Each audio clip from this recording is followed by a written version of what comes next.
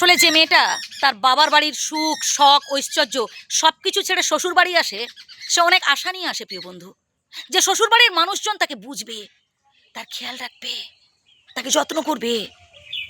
বিশেষ করে শ্বশুর বাড়িতে আর লোকজনের কথা বাদ দিলাম, তার প্রিয় মানুষটা অর্থাৎ তার স্বামী, সে যদি তার খেয়াল না রাখে, সে যদি তাকে যত্ন না করে, তাকে ভালো না বাসে, সেই মেয়েটা না সত্যি দুঃখ কষ্ট রাখার স্থান খুঁজে পায় না।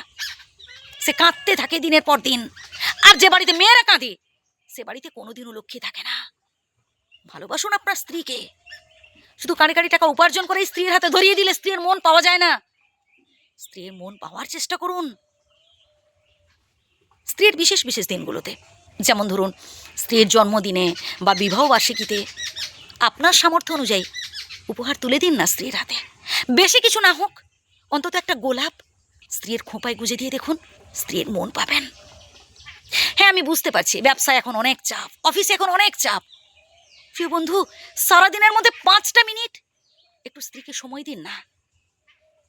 ফোনে কথা বলুন, হয়তো আপনি অফিসে আছেন, ভাই 5টা মিনিট একটু সময় বার করতে পারছেন না? জাস্ট 2-3টা কথা।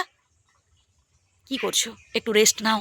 সকাল থেকে তো কাজ করছো, কঠিন পরিশ্রম করছো, যাও একটু রেস্ট নাও। খেয়েছো?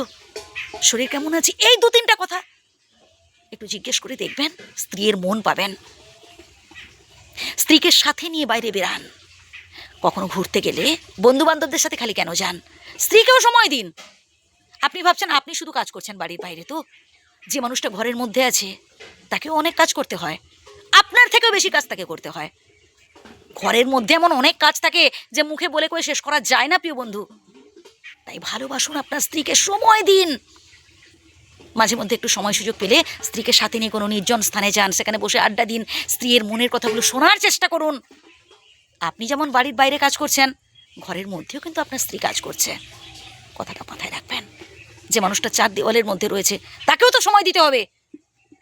প্রকৃতির সাথে একটা বন্ধন সৃষ্টি করুন। এর পরের পয়েন্টটা আরও গুরুত্বপূর্ণ, তা হলো কখনো স্ত্রীকে এই ধরনের কথা বলবে না, আমার বাড়ি থেকে বেরিয়ে যাও। আমার বন্ধুর স্ত্রী, সে খুব সুন্দর, মানে দেখতেও খুব সুন্দর, স্মার্টও, অফিসেও কাজ করছে, আর তুমি কি করছো? তুমি শুধু ঘরে 4টা রান্না করো। এই ধরনের কথা বলবেন না। আচ্ছা বলুন তো, মেয়েদের বাড়ি কোনটা? বিয়ের আগে সেটা বাবার বাড়ি, বিয়ের পর শ্বশুর বাড়ি, এর ওটা শ্বশুর বাড়ি, আর বয়সকালে তার সন্তানের বাড়ি। তাহলে মেয়েদের কি বাড়ি থাকতে নেই? কমেন্টে জানাবেন তো। মেয়েরা আর যাই হোক এই কথাটা না সহ্য করতে পারে না, খুব কষ্ট হয় প্রত্যেকটা মেয়ের, যে বাড়ি থেকে বেরিয়ে যা, এই কথাটা শুনলে না খুব কষ্ট হয়। ঠিক তেমনি একজন স্ত্রীরও উচিত তার স্বামীকে বোঝা, যে মানুষটা সারাদিন হাড় ভাঙা খাটুনি কাটছে, ঘরে ফেরার সাথে সাথে কেন আপনি তার সাথে ঝগড়া করছেন, বা তাকে কেন আপনার যে অভিযোগের কথাগুলো তুলে ধরছেন? মানুষটা বসুক, কিছু সময় পর বলুন, সেই মুহূর্তে কেন? কখনো এই ধরনের কথা বলবেন না যাতে আপনার স্বামী কষ্ট পান। তোমাকে বিয়ে করাটাই হচ্ছে আমার জীবনের সবথেকে বড় ভুল সিদ্ধান্ত। আমার বান্ধবীর পর বান্ধবীকে দামি শাড়ি, দামি গয়না প্রত্যেক সপ্তাহে উপহার গিফট করছে, আর তুমি এইরকম কথা বলবেন না প্রিয় বন্ধু। আপনাকেও বুঝতে হবে আপনার স্বামী রোজগার কত। পারলে আপনি নিজে স্বনির্ভর হওয়ার কথা ভাবুন, নিজেও 2 পয়সা রোজগারের কথা ভাবুন সৎ উপায়ে। তবেই দেখবেন আপনি আপনার সংসারের অভাব অনটন সব দূর করতে পারবেন, এবং আপনাদের মধ্যে একটা সুন্দর বন্ডিং হয়ে উঠবে। একে অপরকে ভালোবাসতে হবে, শ্রদ্ধা করতে হবে। স্বামী স্ত্রীর সম্পর্ক হচ্ছে যুগ যুগান্তরের সম্পর্ক। এটা একটা অটুট বন্ধন, একটা সুন্দর প্রেমের সম্পর্ক। এখানে তিক্ততা থাকবে, এখানে ঝগড়াঝাটি হবে, এখানে প্রেম থাকবে, ভালোবাসা থাকবে, সব কিছু মিলেমিশেই হচ্ছে এই সম্পর্ক। ওই কথায় কথায় ডিভোর্স বা কথায় কথায় হচ্ছে তৃতীয় ব্যক্তিকে টেনে আনার কথা ভাববেন না। অনেকে আছেন কথায় কথায় বলেন তোমাকে ডিভোর্স দিয়ে দিব, তোমাকে ছেড়ে চলে যাব। কথায় কথায় আবার অনেক স্ত্রীকে দেখেছি বাবার বাড়ি চলে যান নিজেদের মধ্যে ঝগড়াঝাটি হলে। না প্রিয় বন্ধু, নিজেরা বসে সলিউশন করে নিন।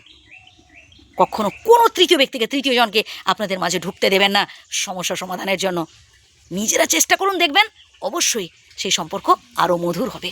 ভালো থাকবেন।